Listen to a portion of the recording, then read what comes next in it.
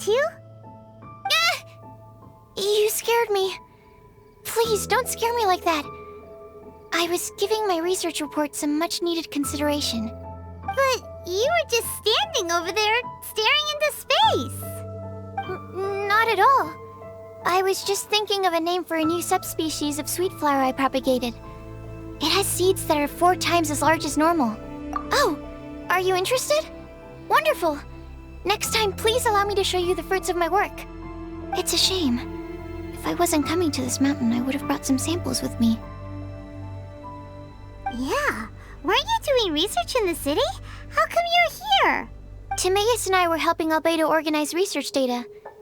Timaeus just left, in fact. You didn't run into him? Sure didn't. He said that he wasn't as sharp as Albedo when it came to data. By quite a long shot, in fact. The significance of some things Albedo is able to grasp almost immediately, but we, on the other hand, take considerable time. I fear that this must be the difference in our knowledge and experience showing. Timaeus seemed rather depressed about the matter. He said he was going to take a walk, so I'm currently settling the leftover affairs myself. I was originally going to take a look around myself after finishing up here, but unexpectedly, I gleaned some interesting data from these reports. But, well, guess my search for secrets will have to wait. Secrets? Ooh, what secrets? Actually, do you two have time right now? Don't have anything on us but that. Then, could I ask you for a favor? In truth, I feel like Albedo is concealing something from myself and Timaeus. But isn't he your teacher? What would a teacher have to hide from his students? That's true, but I feel like he's always hiding something. It is my personal guess that it is some great secret of alchemy. Wait, how are you so sure? Timaeus and I are both passionate researchers of alchemy. If it was anything else, Albedo wouldn't have any reason to hide it from us. You do have a point.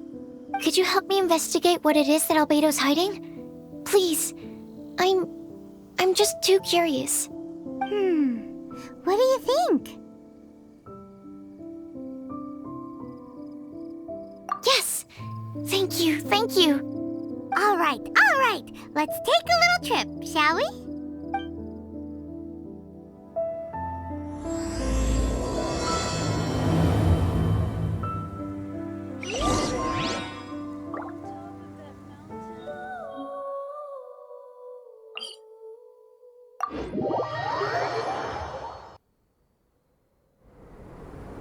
Let's go find some treasure!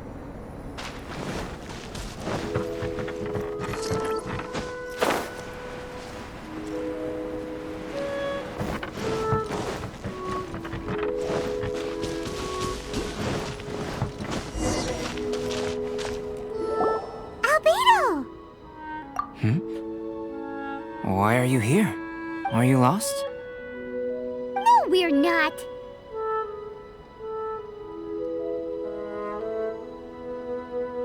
A secret?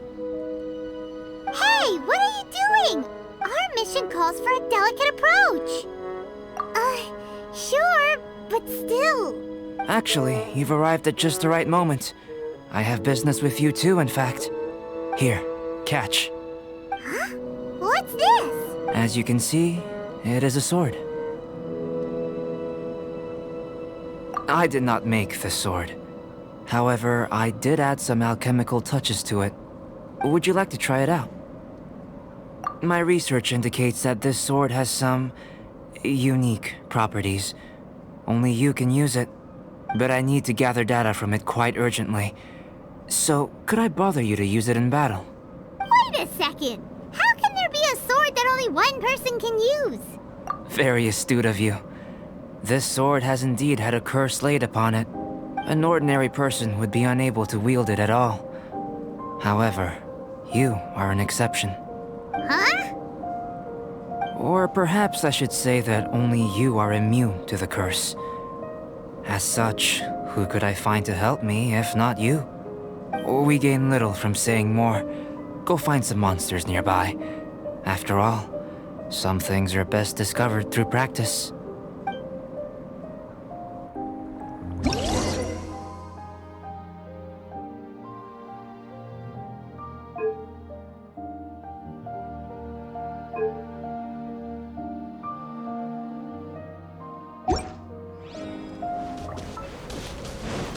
How about those over there? Paimon still has a bad feeling about this.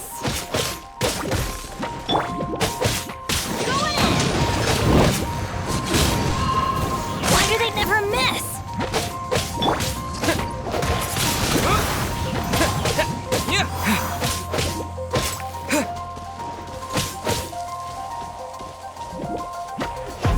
Twin blade.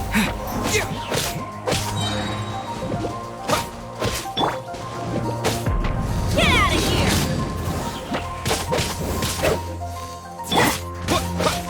With the wind!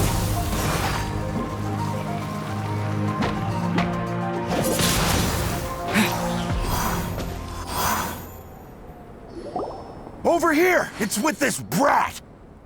Give it back, you thief! Treasure hoarders? There are treasure hoarders in a place this cold? Enough talk! Hand it over! Watch out!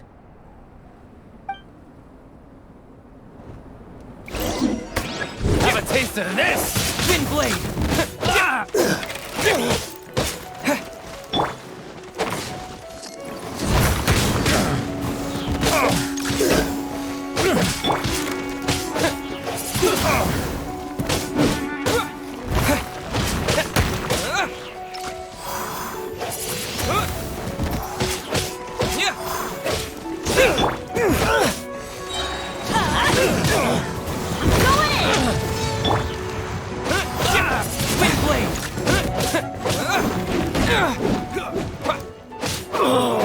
Such a pain!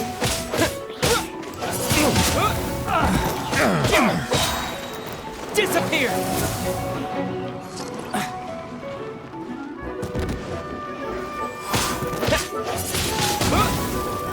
Unlucky!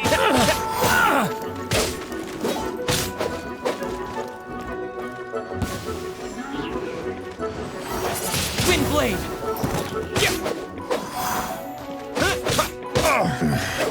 The hunter. Suffocate! That tingle!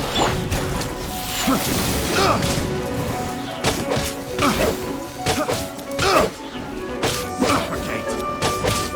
Why do they... Suffocate! That tingle!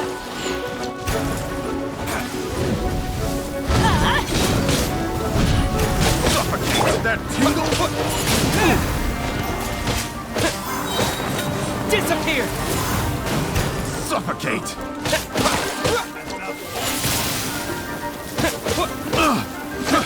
I got careless. That tingle? Too Why do low! they never miss? Suffocate! Suffocate!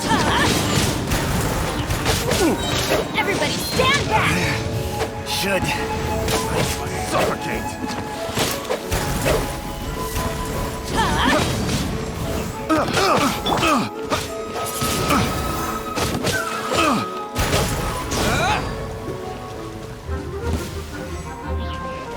Suffocate!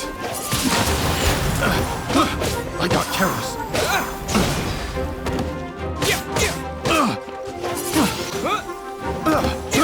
I got careless. Now that's rich! Treasure hoarders calling us thieves? They certainly arrived quickly.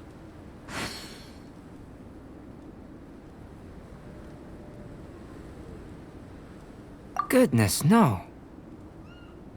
They seem to have been talking about this sword. What's going on? Why are you looking at me like that? Of course I didn't steal the sword. Not long ago, the Knights caught a band of treasure hoarders outside the city.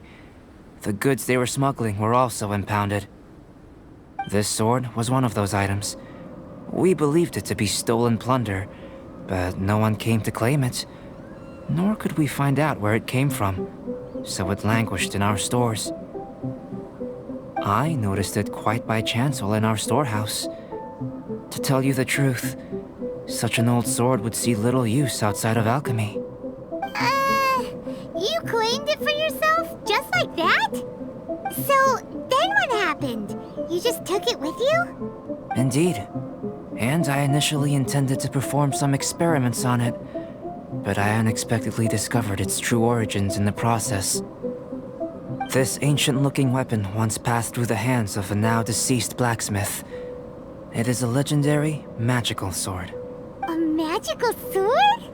It is said that the smith vanished not long after creating the weapon, with the weapon subsequently becoming lost to time. Working backwards from its eventual fate as plunder, one can guess that it was then stolen by the treasure hoarders, where it remained in obscurity till recently. The blacksmith who made this weapon disappeared? That's kinda spooky. No wonder it's cursed. Exactly. Do you know the story of Durin and this mountain? Durin was the black dragon who menaced Mondstadt, before finally being defeated by the combined efforts of the Valen and the Animo Archon Barbados. After a fierce battle, the vanquished Durin crashed to ruin here, falling into the thick snow. Snow gathers atop this mountain and never melts, which is a most curious phenomenon. Which leads one to wonder, was Durin's fall here purely by chance? Could it really have been intent? Perhaps this place was chosen as a gravesite precisely so that the snow's power could seal the corrosive toxin coming from Durin's body. It seems plausible that Barbados would think of such a method. Huh. Was Barbados such a capable god? Well, these are just my postulations. I don't have any evidence. But what's for certain is that this mountain and Durin are deeply intertwined. In fact, I believe that the very sword in your hand has Durin's remains in it. A dragon's remains? Indeed. The dragon's eyes, claws, and scales ground into dust before being used to coat the blade. In this way, Durin's corruption and venom entered into the sword and became the source of its power. This is very advanced craftsmanship. I presume that having successfully forged the weapon, the smith must have tried it out themselves in their joy. But using the sword in battle would have allowed the corruption to seep through the blade's handle and into their bodies. Ordinary mortals cannot withstand such power. The blacksmith must then have fled, driven mad by the curse, before meeting their end in some unknown place. You've purified the Valen's tears before, which is a very rare ability indeed. This ability has protected you from being corrupted or poisoned, and you can completely eliminate their effects, which is why you and only you can properly wield this sword. Still, this sword really is huge. Yikes! It's glowing! As far as I'm concerned, this is where the real experiment begins. This sword is still very weak at present. However, it is able to absorb energy, and through that, it is able to constantly become stronger. In some sense, you could even say that it is a living thing. Well then, traveler, adventure with it to your heart's content. I need you to help it grow. I believe that we will soon have all the proof that we need.